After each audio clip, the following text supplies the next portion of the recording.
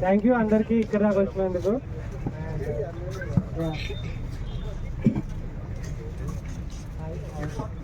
ఇలా చాలా మంది నాకు తెలియదు, బట్ చూస్తూ ఉంటారు. ఒక సంవత్సరం నుండో 2 సంవత్సరాల నుండో 3 సంవత్సరాల నుండో లేదా ఇంకా 4 సంవత్సరాలు అవుతుంది రైడ్ స్టార్ట్ చేసి. బట్ నేను మొన్న ఇక్కడ నుండి ఎక్కడికి వెళ్ళినా అంటే కన్యాకుమారికి ఫస్ట్ రైడ్, హైదరాబాద్ నుండి కన్యాకుమారికి వెళ్ళినప్పుడు నేను వెళ్ళిన ఫస్ట్ రోజు రైడు అటు జడ్చర్ల సైడ్ వెళ్తుంటే ఒక దగ్గర పొలం దగ్గర నేను ఆగి అక్కడ క్యాంప్ వేసుకొని ఆ పొలం దగ్గర స్నానం చేసిన రోజు అసలు అది గుర్తొచ్చినప్పుడు ఆ రోజు నాకు నేను ఎవ్వరికి తెలియదు. ఆ రోజు ఒక్కడనే సైకిల్ తొక్కుకుంటూ పోతూ ఉండేటోని చూస్తే పిచ్చోళ్ళగా చూసేవాళ్ళం. ఫస్ట్ బ్లాగ్ వచ్చినప్పుడు ఎవడరా వీడు సైకిల్ మీద పోతానంటాడు అంతే. అప్పటికి బైక్ల పైన అక్కడిక్కడ తిరిగేటోళ్ళు కదా, వీడు ఎవడరా కొత్తగా సైకిల్ ఎక్కి పోతాడు అని చెప్పేసి చూసిన వాళ్ళు చాలామంది ఉన్నారు. బట్ ఒక 4 సంవత్సరాలు తిరిగి వచ్చేవరకు ఇక్కడ ఇంతమంది అండ్ సరే అందరూ సోషల్ మీడియాలో యాక్టివ్గా ఉంటారు, అక్కడ చూసిన వాళ్ళు చాలామంది ఉంటారు. బట్ వాళ్ళందరూ ఇక్కడికి రాలేకపోయారు. బట్ వచ్చిన వాళ్ళందరికీ కూడా చాలా థ్యాంక్ యూ. అండ్ నేను ఉంటాను ఇక్కడ ఒక 2-3 అవర్స్. అండ్ ఇంకొకటి, నేను 5 గంటలకు పెట్టిన నేను టైం అసలు ఎట్టి పరిస్థితిలో మిస్ అవ్వను. బట్ ఇవాళ మా చెల్లిది అంటే సొంత చెల్లిది ఎంగేజ్మెంటు, అది నేను మధ్యలో వదిలేసి వచ్చిన నేను అప్పటికే చాలా అక్కడ కూర్చొని కూడా చాలా నర్వస్ అవుతున్నా. అయ్యో నేను చెప్పినా వచ్చుంటారే వాళ్ళందరికీ, నేను లేట్ అయిపోతున్నా, ఏం కారణం చెప్పాలి అని చెప్పేసి అని అనుకున్నా. బట్ వాళ్ళందరికీ చెప్పేసి ఇంకా నేను వెళ్ళాలి అని చెప్పేసి మధ్యలో వదిలిపెట్టేసి ఇచ్చిన. తెలుసు ఎందుకంటే నేనే పెద్దవాడిని ఇంట్లో, డాడీ కూడా లేరు కాబట్టి అది నేనే చూసుకోవాలి కాబట్టి నేను అక్కడ ఉండాల్సి వచ్చింది. డాడీ ఇట్లా ఉంటే వాళ్ళకి వదిలిపెట్టి రావచ్చు, బట్ నేనే అవన్నీ చూసుకోవాలి కాబట్టి కొంచెం లేట్ అయిపోయింది. దానికి ఫస్ట్ ఆఫ్ ఆల్ అందరికీ సారీ లేట్గా వచ్చినందుకు. సో నేను ఎప్పుడు టైం మిస్ చేయను, బట్ ఇవాళ అయ్యింది. అది ఇంకా మా ఇంట్లో ఫంక్షన్ అయ్యే వరకు ఇంకో నేను అట్లనే వచ్చేసిన, ఇంకా డ్రెస్ చేంజ్ చేసుకొని వచ్చేసిన అంతే. అండ్ యా, ఇంకేమైనా క్వశ్చన్స్ ఉంటే అడగవచ్చు, చాలాసేపు ముచ్చట్లు పెట్టుకుందాం, తర్వాత ఫోటోలు దిగుదాం. అండ్ వాట్ ఎవర్ బగీగాడు వచ్చిండు, ఎక్కడున్నాడు బగీ కమ్ బేటా. మాట్లాడతావా?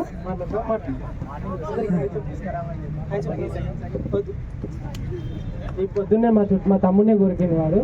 చాలా అగ్రెసివ్ బ్రీడ్ ఇది, Jack Russell terrier. Hyderabad to China border రైడ్లో వీని 8 మంత్స్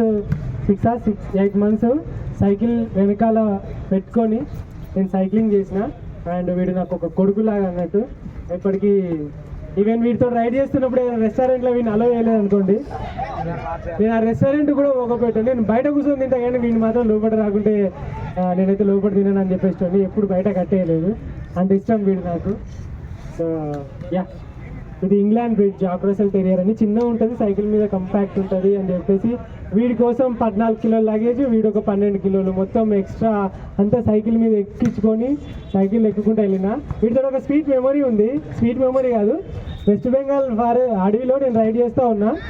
వీడికి కుయ్యి అంటాడు, ఏమైందో అని చెప్పేసి అనుకొని టాయిలెట్ వస్తుందేమో అని దింపగానే టక్క పరిగెత్తుకుంటూ వెళ్ళిపోగానే ఏమైంది వీడు ఎట్లా పరిగెత్తుకుంటూ పోయింది అని చెప్పేసి చూసేవారికి వాని వెనుక సైకిల్ స్టాండ్ వేసి కొంచెం ముందు పోయేవారికి వీడు మళ్ళీ రివర్స్ ఊరుకొస్తాడు. ఏదిరా వీడు ఇంత స్పీడ్గా రివర్స్ ఊరుకొస్తానని చెప్పేసి నేను వీళ్ళు చూసి పైకి చూసేవారికి 4 ఏనుగులు, వైల్డ్ ఎలిఫెంట్స్. 4 ఏనుగులను దేన్నో దాన్ని కొరికినట్టున్నాయి. వీడు మళ్ళీ రివర్స్ వస్తాడు, మళ్ళీ నేను వెనక తిరిగి వామో అని చెప్పేసి పరిగెడుతుంటే వీడు నాకన్నా ముందు పరిగెట్టాడు. చాలా క్రేజీ ఉంటాయి, చాలా క్రేజీ ఉంటాయి. ఒకరోజు అయితే 25 కిలోమీటర్ల ట్రెక్ చేసిండు వీడు మేఘాలయాలో. వీడు ఎక్కడ అలసిపోలేదు. అండ్ ఒక ½ కిలో చికెన్ తిన్నాడు, రా చికెన్. ఆ రోజు దీని 25 కిలోల ట్రెక్ చేసిండు. చాలా మందికి వీడు తెలిసి ఉంటాడు, కొంతమంది తెలియదు. లేటెస్ట్గా అంటే ఈ మధ్యలో ఎవరైతే వీడియోస్ చూస్తున్నారో వాళ్ళకి తెలియకపోవచ్చు, బట్ అంతకుముందు మాత్రం బగీ అనేటోడు. తర్వాత నేను రైడ్ చేసిన తర్వాత చార్లీ అనే సినిమా వచ్చింది. ఎవరైనా వచ్చిరా బగీతో చార్లీ మూవీకి?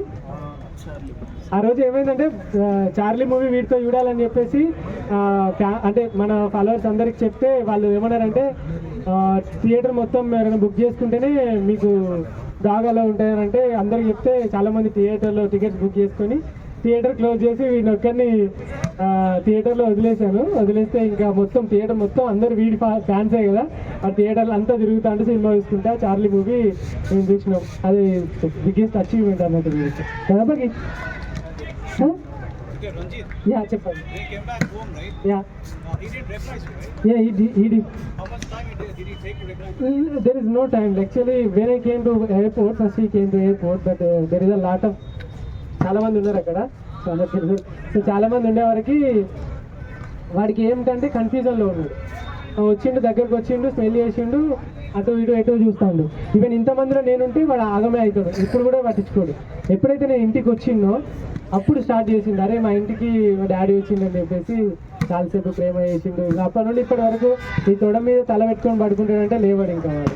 నేను ఎటు పోయినా ఏం చేసిన, ఈవెన్ టాయిలెట్కి వెళ్ళినా బాత్రూమ్ ముందట అక్కడ కూర్చుంటాడు వచ్చేదాకా, ఎటన్నా పోతానేమో అని. ఇప్పుడు కూడా తీసుకురావద్దు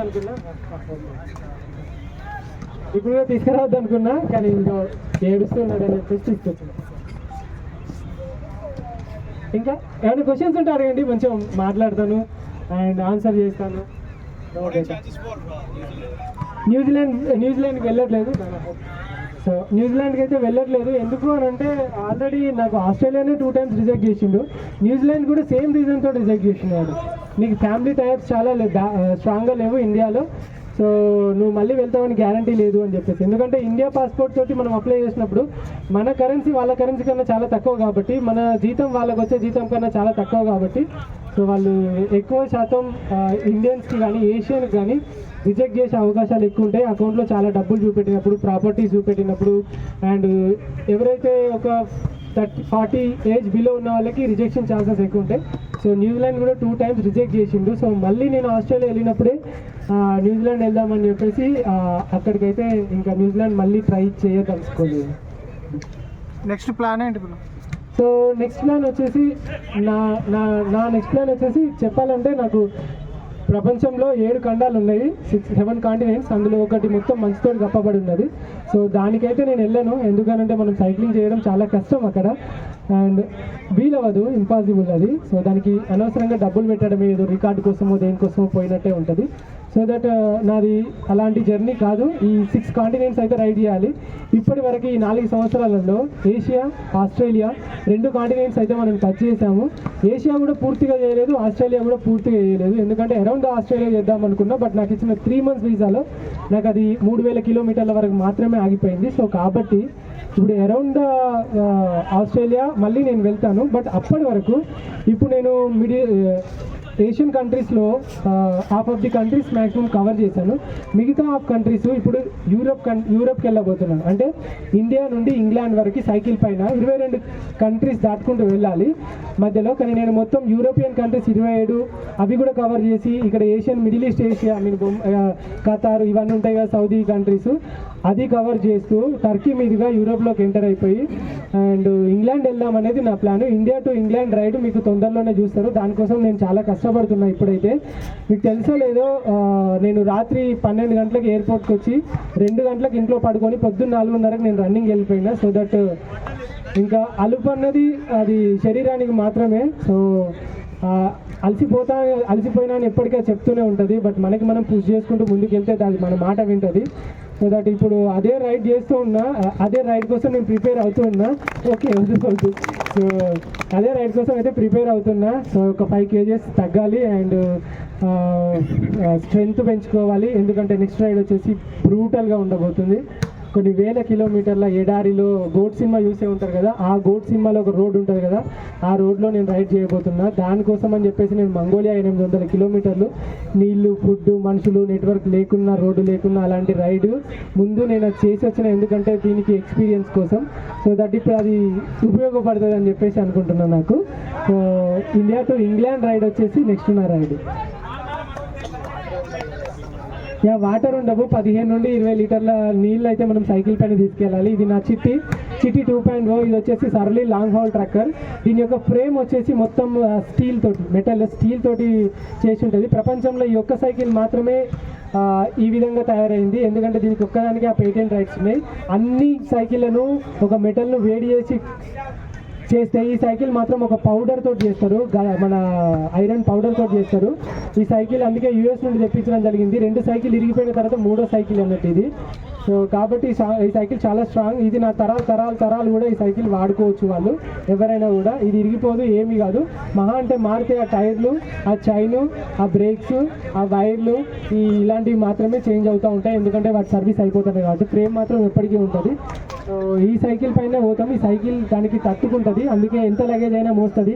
నేను ఒక 72 కిలోలు ఉన్నా, 71, 72 ఉన్నా. ఈ సైకిల్ పైన ఒక 50 కిలోల లగేజ్ ఉంటుంది. మొత్తం కలిపితే ఒక 120, 130 కిలోల లగేజ్ని నేను పై పుష్ చేసుకుంటూ వెళ్ళాలి. వాటర్ ఇంకా దీనిలో గ్రాసరీస్ లేవు, వాటర్ లేదు, ఇవన్నీ కలిపితే ఇంకా ఎక్కువ అవుతుంది వెయిట్ అన్నట్టు. సో 15-20 లీటర్ల నీళ్ళు అయితే తీసుకొని వెళ్తారు. రోజుకు 2 లీటర్ల చొప్పున వాడుతూ ఉంటాయి, ఎందుకంటే డిహైడ్రేట్ అవుతూ ఉంటాం, బట్ పొదుపుగా వాడుకోవాలి, నాలుక జరుపుకున్నట్టు.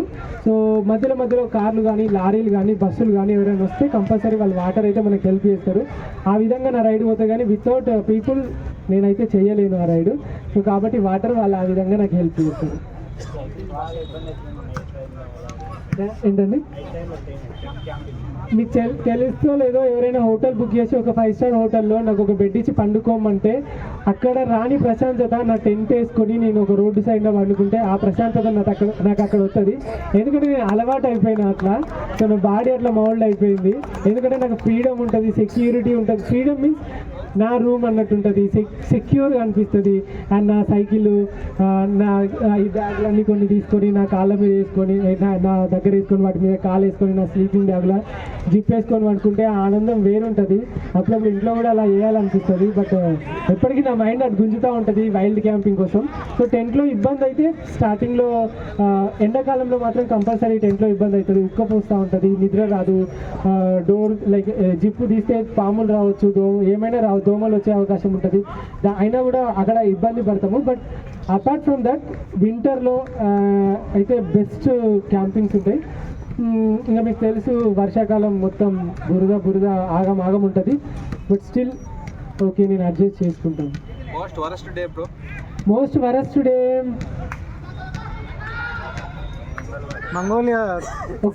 Mongolia rain. ఆ రోజు నైట్ గుర్తుందా? యా, మంగోలియాలో ఒక రోజు రాత్రిపూట ఒకటి కాదు చాలా, అసలు మంగోలియాలో చాలా ఎడారిలో చాలా సఫర్ అయినా నేను. అండ్ చాలా అంటే చాలా ఉన్నాయి యాక్చువల్లీ చెప్పాలంటే అలాంటి వరస్ట్ డేస్. మరి ఒక రోజు అయితే శ్రీలంకలో నేను సిగిరియా ఫోర్ట్, అదే రావణ ఫోర్ట్ అని అంటారు కదా, అలా కూర్చో సిట్ రావణ ఫోర్ట్ అని ఉంటుంది కదా, ఈ రావణ ఫోర్ట్ దగ్గర ఒకసారి నేను క్యాంప్ వేసాను. క్యాంప్ వేసిన తర్వాత రాత్రి 2 అవుతుంది.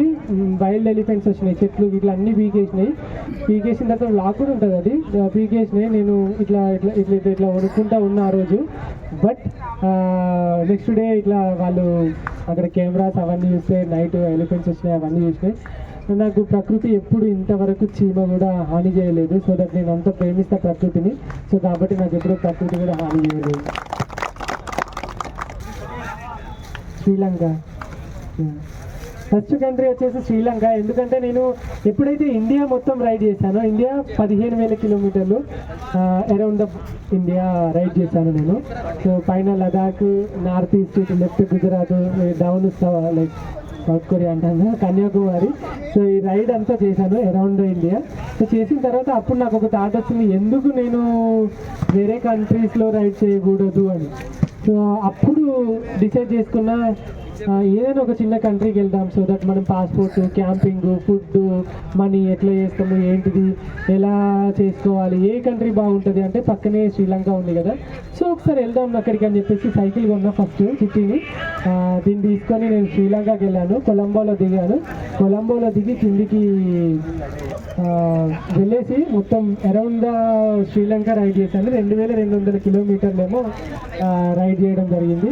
Thank you. వాటర్ ఇస్తున్నారు, తాగిన తర్వాత అది మీ జేబులో పెట్టుకోండి. తర్వాత ఎక్కడ డస్ట్బిన్ ఉంటే అక్కడ వేయండి ప్లీజ్, ఇక్కడ గ్రౌండ్లో వేయకండి. సో మనం నేచర్ని ప్రొటెక్ట్ చేయాలి, మన రైడ్ కూడా అలాంటిదే. సో కాబట్టి ఓకే, థ్యాంక్ యూ. ఇంకా hilliest country Japan and south Japan and Mongolia. యాక్చువల్గా మంగోలియా రోజుకు ఎలివేషన్ 1100 అట్లుండేది. సో మీకు తెలుసు 1100 ఎలివేషన్ అంటే 1 కిలోమీటర్ పైనకి వద్దు కొడుతుంది మీ ఇష్టం. సో 1100 మీటర్లు అట్లా పైకి ఎక్కేటోంది రోజు. చాలా టఫెస్ట్ ఉండే. జపాన్ కూడా అరౌండ్ 13,000 మీటర్స్ ఎలివేషన్ చేశాను 25 డేస్లో. అది చాలా టఫెస్ట్ డే టఫెస్ట్ నాకు జపాన్లో. లైక్ -డిగ్రీస్, రోడ్ల పైన స్నోలో తొక్కాలి, ముందుకు వెళ్ళాలి. సో చాలా హార్డ్ అనిపించింది. జపాన్ అండ్ కొరియా కూడా అండ్ మంగోలియా అండ్ తైవాన్ అన్నీ లైక్ ఎర్త్క్వేక్స్ అవన్నీ జరిగే ప్లేస్ ఒక సైడ్ మొత్తము చాలా కష్టం అనిపించింది అది. కానీ చాలా వరకు అయితే నేనంతా మంగోలియా అండ్ జపాన్ అని అంటా.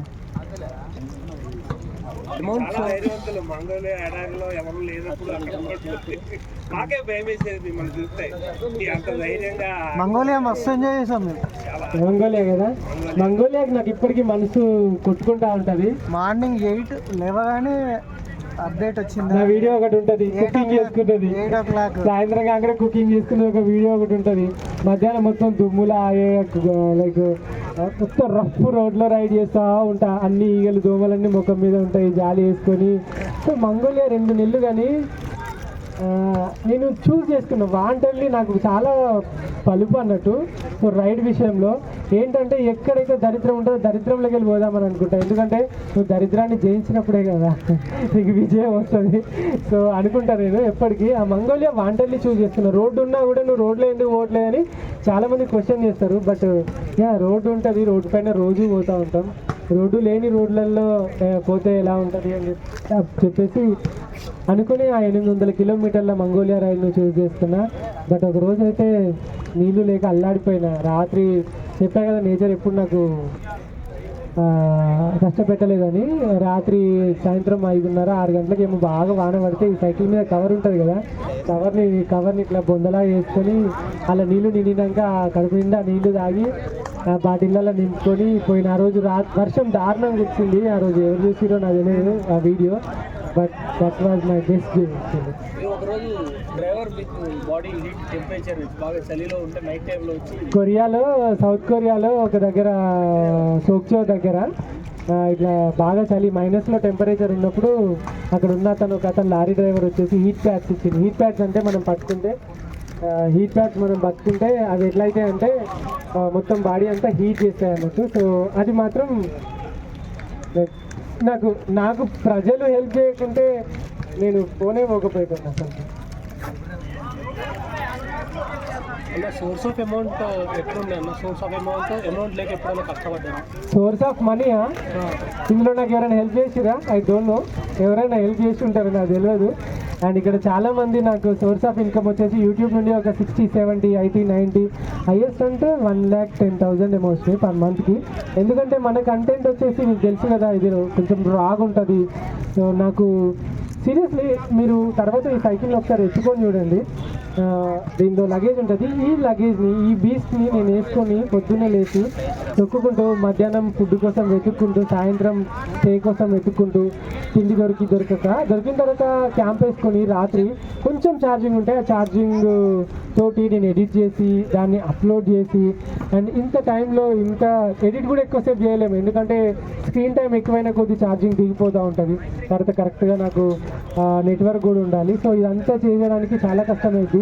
అండ్ క్యాంప్ రోజు పొద్దున్నే సర్దుకోవాలి, గంట సేపు వండుకోవాలి, ఇవన్నీ మోసుకుపోవాలి. ఇవన్నీ కష్టాలు కామన్, అవి నాకు రెగ్యులర్గా జరిగేటివి. ఈ మనీ నాకు వచ్చేది యూట్యూబ్ నుండి 1,70,000, 1,80,000 కాదు, 70,000, 80,000 లేకుంటే 1,00,000 అట్లా వస్తాయి అన్నట్టు. సో వాటితోటి నేను సింపుల్గా నేను చూసుకుంటా. లైక్ ఫుడ్ కానీ స్టేక్ కానీ నేను ఒక్కటేసారి, నేను ఇప్పుడే చెప్తున్నా, ఇప్పుడైతే నాకు రేపు పెళ్ళి రావట్లేదు. బట్ అప్పుడైతే 5-6 రోజులకు ఒకసారి స్నానం చేసేవాడిని. ఎందుకంటే మీకు తెలుసు మంగోలియాలో స్నానం చేసే దిక్కే లేదు. సో అట్లా స్నానం చేసేవాడు అన్నట్టు. సో అట్లా చిన్న ప్రాబ్లం అయ్యేటివి. అప్పుడు ఇంకా స్నానం చేయడం కోసమే నేను ఏం చేస్తానంటే ఈ రూమ్స్ తీసుకుంటాను, లేదా బట్టలు ఉతుక్కోవడానికో లేకుంటే ఛార్జింగ్ ఫిల్ చేసుకోవడానికి ఉండేటండి. సో దానికి నాకు కొన్ని డబ్బులు అవుతాయి అన్నట్టు. సో ఇంకా అది కాకుండా ఇంకా ఇంకా ఇంట్లో నేనే కొడుకుని, సో దట్ చూసుకోవాలి, ఇంట్లో ఖర్చులు ఉంటాయి, దానికి కూడా కొంచెం ఖర్చు అయ్యేది. ఇన్స్టాగ్రామ్ నుండి ఎప్పుడైనా ఒకసారి ఏదైనా ఒక చిన్న ప్రమోషన్ కానీ లేకుంటే ఎప్పుడైనా వచ్చినప్పుడు దాని నుండి వస్తే అవి చిన్నగా నాకు హెల్ప్ అయ్యేది రైడ్కి. సో అమ్మ బాగుంది, యాక్చువల్గా అమ్మ కూడా రావాలి, బట్ ఇవాళ చెల్లిది ఎంగేజ్మెంట్ లేకుంటే ఇప్పుడు అమ్మ కూడా వచ్చేసేదే, కానీ ఇంకా అక్కడ ఆమె కూడా లేకుంటే బాగోదు కదా, సో దట్ తనని ఉండమని చెప్పినా వస్తానన్నది, బట్ వీల్ అవ్వలేదు, ఇంకా నేను ఒక్కనే రావాలి. మళ్ళీ కలుద్దాం బ్రో. మళ్ళీ కలుద్దాం. India to England ride start చేసేటప్పుడు. సో మళ్ళీ నేను హైదరాబాద్ నుండి స్టార్ట్ అవుతా. పోయినసారి హైదరాబాద్ నుండి ఆస్ట్రేలియా రైడ్కి అయితే నేను ఎక్కడి నుండి స్టార్ట్ అయినా అంటే మన చార్మినార్ నుండి స్టార్ట్ అయినా. ఇప్పుడు మళ్ళీ కూడా ఎక్కడి నుండో ఒక దగ్గరికి వెళ్ళి స్టార్ట్ అవుతా. అండ్ చాలా భయపడ్డా ఏమన్నా ఆగమాగం అవుతుందేమో, బట్ చాలామంది కూల్గా ఉన్నారు, సో దట్ అది నాకు చాలా హ్యాపీ అనిపించింది. ఇంకా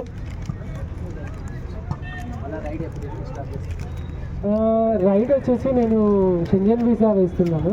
సో షెంజన్ వీసాకి కొంచెం టైం పడుతుంది. అండ్ షెంజన్ వీసా అయిపోయిన తర్వాత ఈ Turkey and middle east Asian countries visas ఏమైనా ఉంటే అవన్నీ చూసుకొని అది స్టార్ట్ అవుతా. సో దట్ ఒక 3 months పెట్టేసింది. పెళ్ళి ఎప్పుడు బ్రో? చేసుకుందాం, మంచి పిల్లల్ని చూసి చేసుకుందాం. చూడాలా? వద్దు, నేను చూసుకుంటాం. ఓకే, ఈ సైకిల్ కాస్ట్ వచ్చేసి ఇది యూఎస్ మేడ్. సో ఈ ఫ్రేమ్ ఉంది కదా, ఈ బ్లాక్ ఫ్రేమ్, సో ఈ ఫ్రేమ్ వచ్చేసి ఒక 40,000 పడ్డది. ఆ తర్వాత సో మొత్తం ఈ సైకిల్కి 2,50,000 ఖర్చు అయింది నాకు దీన్ని మొత్తం చేయించడానికి. కస్టమైజ్డ్ ఇది నా హైట్, నా హ్యాండిల్ లెంత్, నా హైట్కి అండ్ నా లెగ్ సైజ్ ఎంత ఉంది దాన్ని బట్టి. ఇప్పుడు అందరూ అంటారు కదా, నీకు మోకాలు అరిగిపోవా, మోకాలు నొప్పులు రావాలి. సో మనం పర్ఫెక్ట్గా మన సైకిల్ని మనము కస్టమైజ్ చేయించుకొని మనం కరెక్ట్ ఉంటే అలాంటివి ఏం కావాలి. కెమెరా గేరా, so insta 360 S Pro, insta 360 X4, DJI Mini 4 Pro and GoPro 11 and phone iPhone 15 Pro Max and ఒకటి నా దగ్గర ఇది OnePlus ఉంది, OnePlus 8 అండ్ iPad ఉంది ఎడిట్ చేసుకోవడానికి. ఒక 4 పవర్ బ్యాంక్స్ ఉంటాయి అండ్ ఇంకా సోలార్ ప్యానల్ ఉంటుంది ఛార్జింగ్కు. అండ్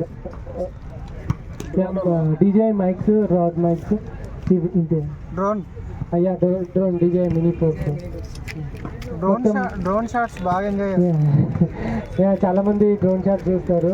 ఐ థింక్ ఇక్కడికి వచ్చిన వాళ్ళందరూ చాలా మంచి నేచర్ లవర్స్ అని అనుకుంటున్నాను, ఎందుకంటే సో దట్ నా దానిలో అదే ఉంటుంది ఎక్కువ. మీకు వీడియోలలో ఎట్లున్నా నేను ఇక్కడ కూడా అంతే ఉంటాయి, ఏం చేంజ్ ఉండదు అనుకుంటాను నేను.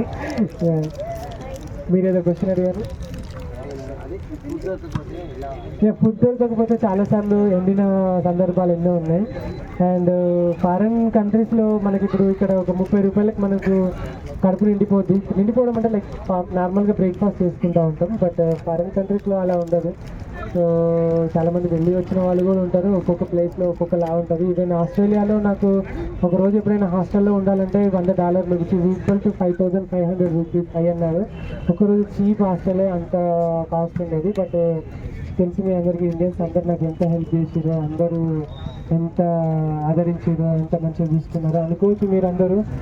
ఎందుకురా నువ్వు అక్కడిక్కడ ఉండొచ్చు కదా అని అంటే, మీకు తెలుసు లేదు, నాకు యూట్యూబ్ నుండి వచ్చేది 60-70 వేలు. ఆస్ట్రేలియాలో కనీసం 5 రోజులు కాదు కదా, 10 రోజులు కూడా నేను ఆ డబ్బులతో ఉండలేకపోయేటండి. సరే యూట్యూబ్ నుండి సంపాదన రాకుండా, ఒకవేళ వీడియోస్ చూడకుండా సార్ నా రైడ్ కంప్లీట్ చేయాలి, వీళ్ళని కలవాలి అన్నట్టు కలిశాను. అండ్ వాళ్ళందరితో కూడా నాకు చాలా మంచి బాండింగ్ ఏర్పడ్డది. ఇప్పటికి కూడా ఏ కంట్రీలో వెళ్ళిందో సీరియస్గా చెప్తున్నా, ఏ కంట్రీకి పోయినా రూపాయి ఖర్చు పెట్టకుండా, ఇండియన్స్ని టచ్ చేయకుండా, లోకల్ పీపుల్ తోటి ఉండే అంత ఫ్రెండ్స్ అయితే నాకు అయ్యారు. అంత మంచిగా నన్ను చూసుకున్నారు. ఈవెన్ ఆ లోకల్ కంట్రీ పీపుల్ అక్కడ వాళ్ళు, అది నాకు చాలా మంచి ఎక్స్పీరియన్స్ చెప్పాము. China is a beautiful country and మంచి డెవలప్డ్ కంట్రీ. అండ్ రోడ్స్ నాకైతే 1700 సైక్లింగ్ చేశాను. 1700 కిలోమీటర్లు నాకు సైకిల్ ట్రాక్ ఉండే. అండ్ పీపుల్ అయితే నాకు ఎప్పుడు కూడా అన్నం కొనుక్కునే అంత అవసరం కూడా తెలియదు. ఎందుకంటే ఎక్కడ పోయినా చైనీస్ న్యూ ఇయర్ అప్పుడేమో అనుకుంటుంది ఇక స్టార్ట్ అయితే అనగా మనకి ఎట్లనైతే డిసెంబర్ 31st న్యూ ఇయర్ చేసుకుంటామో వాళ్ళు ఫిబ్రవరి 10, 12 ఆ టైంలో ఏమో వచ్చింది అప్పుడు న్యూ ఇయర్. ఇంకా నాకైతే ఫుడ్ పుష్కలంగా నా సైకిల్ మొత్తం నింపి 5-6 రోజులకు కావాల్సినంత ఫుడ్ ఇచ్చిరు. అండ్ వాళ్ళ టెక్నాలజీ, వాళ్ళ సేఫ్ అండ్ సెక్యూరిటీ. పోలీసు వాళ్ళు ఎట్లన్నారంటే ఫస్ట్ నాకు సిమ్ తీసుకున్నప్పుడు ఏమన్నారంటే చైనాలో, మీరు సిమ్ తీసుకుంటున్నారు కదా, ఒకవేళ మీకు ఎక్కడైనా తప్పిపోతే ఇగో ఈ నెంబర్కి ఫోన్ చేయండి, పోలీసు వాళ్ళ నెంబరు, దీనికి ఫోన్ చేస్తే మీకు ఫుడ్, వాటరు, ఒకవేళ డబ్బులు లేవంటే డబ్బులు కూడా 2-3 వేల రూపాయలు మీకు ఇచ్చి వెళ్తారు సో అని చెప్పారు. సీరియస్లీ నాకు చాలాసార్లు వాటర్ అయితే వాళ్ళు హెల్ప్ చేసారు, నేను ఎప్పుడు ఫుడ్ డబ్బులు ఏమి అడగలేదు. And through out the country people అయితే చాలా హెల్ప్ చేసారు. బట్ ఒక్కటే గూగుల్ ఉండదు, ఇన్స్టాగ్రామ్ ఉండదు, ఫేస్బుక్ ఉండదు, యూట్యూబ్ ఉండదు, అండ్ ప్లే స్టోరే ఉండదు. ఒకవేళ నువ్వు VPN వేసుకోకుండా చైనాకి పోతే బుక్ అయినట్టే, ఎందుకంటే VPN కూడా డౌన్లోడ్ అవ్వడానికి చాలా కష్టం అవుతుంది. సో చైనా అంటే చాలా డెవలప్డ్ కంట్రీ. మీరు ఒకవేళ మనము వాళ్ళ ఒక విలేజ్ అని అన్నప్పుడు, నాకు విలేజ్ మన హైదరాబాద్ లెవెల్లో ఉంది. అండ్ కనీసం మనకు రోడ్డు మీద చెత్త ఇక్కడ మనకి ఇక్కడ కనబడతాయి, కానీ ఈవెన్ అక్కడ కూడా మనం ఎక్కడ కూడా ఒక చెత్త కూడా చూడడం అన్నట్టు. అండ్ రియల్లీ చాలా చాలా డెవలప్డ్ కంట్రీ, చాలా బ్యూటిఫుల్ కంట్రీ చైనా. అండ్ మీ కడుపు కొట్టి నా కడుపు నింపుకోవడం నాకు ఇష్టం లేదు. నన్ను చూసి ఎవరైనా ఒక 2-3 సైకిల్ పైన చిన్న చిన్న పనులకు వెళ్తే చాలు అన్న చిన్న థాట్ ఉండే. బట్ 1500 ఈ 4 సంవత్సరాలలో నేను ఒక 1500 సైకిల్స్ అయితే నేను సజెస్ట్ చేసి ఇప్పించిన సైకిల్స్ ఉన్నాయి. వాళ్ళందరూ అరౌండ్ తెలంగాణ అండ్ ఆంధ్ర ఉంటారు కదా, సో అన్ని సైకిల్స్ అయితే ఇప్పించిన. చాలా థ్యాంక్ యూ. మీరు 26 కిలోమీటర్లు రోజు ఆఫీస్కి వెళ్ళి రావడం అనేది చాలా గొప్ప విషయం ఈ ట్రాఫిక్లో. బట్ ఒకటి చెప్తా, ఇండియాలో సైకిల్ కానీ, కారు కానీ, బస్సు కానీ, బైక్ వెళ్ళినాడు ప్రపంచంలో ఎక్కడైనా తోలగలుగుతాడని అయితే ఇప్పటివరకు తిరిగిన. బట్ బ్యాక్ రోడ్స్లో వచ్చిన నీ మెమోరీస్ హైవేల పైన రాలేదు. బ్యాక్ రోడ్స్లోనే చాలా మెమోరీస్. ఒకసారి బర్డ్ని సేవ్ చేశాను, ఫామ్ దగ్గరికి వెళ్ళాను, అండ్ హనీ బీస్ వాళ్ళ ఇంటికి వెళ్ళేసి వాళ్ళ ఇంట్లో ఉన్నాను. కంగారూస్ అటాక్ చేస్తాయంట, కానీ ఫస్ట్ రోజు చాలా భయపడ్డా. వెళ్ళిన ఫస్ట్ రోజే కంగారు ఎదురైంది. కానీ ఆస్ట్రేలియా వెళ్ళిన ఫస్ట్ రోజు నుండి 32 గంటల వరకు నేను ఫుడ్ తినలేదు, దొరకలేదు నాకు అసలు. అప్పుడు అర్థమైంది ఆస్ట్రేలియా ఏంటో అని. అప్పటి నుండి ఇంకా ఫుడ్ అంతా క్యారీ చేసుకొని వెళ్ళేటండి. కంగారూస్ కూడా అటాక్ చేస్తాయంట, వాటిని టచ్ చేసి వాటిని ఏమైనా చేస్తే. బట్ చెప్పిరు కంగారూస్ వచ్చినప్పుడు పడుకో, అది ఓన్లీ 2 కాళ్ళతోటి తంతాయి, కానీ కింద పండుకుంటే నేను ఎట్లా తన్నలేవు, అవి ఏం చేయలేవు, పట్టి గుంజలేవు, అవి ఏమో చేస్తాయంటే పండుకున్నారు. అప్పుడు నాకు ఇక చాలా ఇవి ఎంత వచ్చినా పడుకుందామని చెప్పేసి ఫిక్స్ అయిపోయి వెళ్ళిపోయినా. చాలాసార్లు కంగారులు, వాళ్ళ బీచ్ అండ్ కోలా చూడాలి అనుకున్నా, బట్ మిస్ అయింది. ఇలాంటి చాలా వైల్డ్, మీకు తెలుసు స్నేక్స్ చాలా వరకు నేను చూశాను. స్నేక్స్, విషపూరితమైన ఈవెన్ స్పైడర్స్, ఇవన్నీ చాలా లైక్ రైడ్ చేస్తుంటే కనబడ్డాయి. కానీ ఎప్పుడు నాకు ఎలాంటి హాని అయితే జరగలేదు. ఫారెస్ట్లో నేను తప్పిపోవడం అనేది చాలాసార్లు జరిగింది. ఒక్కొక్కసారి వీడియో రికార్డ్ చేయాలి, ఎందుకు తిడతారు వీళ్ళు, ఎందుకంటే ఎన్నిసార్లు తప్పిపోతావురా నువ్వు, ఇంకెన్నిసార్లు తప్పిపోతారు బాబు, ఇక తాలు తీయరా అని చెప్పేసి చాలామంది అనేవాళ్ళు. సో అందుకని చెప్పేసి కొన్నిసార్లు రికార్డ్ చేయకపోయింది. బట్ నాకు ఒక నమ్మకం ఏముండేదంటే, తప్పిపోతే ఏమవుతుంది, వెనుకకు వచ్చిన దారి అయితే గుర్తుంది, నేను రాత్రి క్యాంప్ వేసుకుంటా, మళ్ళీ వెనుకకి వెళ్ళి అదే దారిలో వెళ్తా అని అనుకుంటుంది. కానీ ఎప్పుడైతే ఫారెస్ట్లోకి వెళ్తాను అనుకున్నాడో పొద్దుగాల స్టార్ట్ చేస్తాను. సో ఎందుకంటే కొంచెం లేట్ అయినా కూడా మళ్ళీ మనకు చీకట్లో ఇబ్బంది అవుతుంది ఫుడ్, వాటర్ దగ్గర అని చెప్పేసి. కానీ చాలాసార్లు మొండిగా ముందుకు వెళ్ళినా కానీ వచ్చేసి